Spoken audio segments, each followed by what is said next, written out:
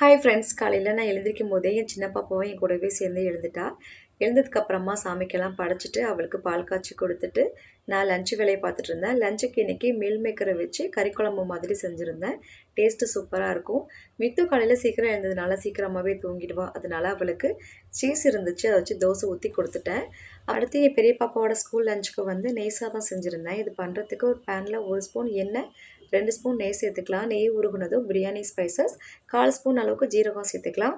ஜீரகம் பொரிஞ்சதும் இது கூட ஒரு 5-6 முந்திரி பருப்பு சேர்த்துட்டு லைட்டாக வதக்குனதுக்கு அப்புறமா ஒரு மீடியம் சைஸ் பெரிய வெங்காயத்தை நீல வாக்கில் கட் பண்ணி வச்சிருக்கேன். அதை இது கூட சேர்த்துட்டு காரத்துக்கு தகுந்த மாதிரி பச்சை மிளகாய், கொஞ்சமாக புதினா கொத்தமல்லியை கட் பண்ணிட்டு சேர்த்துருக்கேன். இப்போ இது கூட தேவையான அளவு உப்பு, 1/4 ஸ்பூன் அளவுக்கு இஞ்சி பூண்டு பேஸ்ட்டு சேர்த்துட்டு வதக்கிக்கலாம். இஞ்சி பூண்டோட பச்சை வாசனை போனதும் ஆற வச்சிருக்க சாதம் இது கூட இன்னும் கொஞ்சம் நெய் சேர்த்துட்டு நான் இப்போ தான் உப்பு சேர்த்துக்கிறேன். நான் உப்பு சேர்க்க மறந்துட்டேன். உப்பு சேர்த்து நல்லா மிக்ஸ் பண்ணிட்டோம் அப்படின்னா சூப்பராக வந்து நெய் சாதம் ரெடி ஆகிடும். ஓகே ஃப்ரெண்ட்ஸ், நாளைக்கு இன்னொரு வீடியோவில்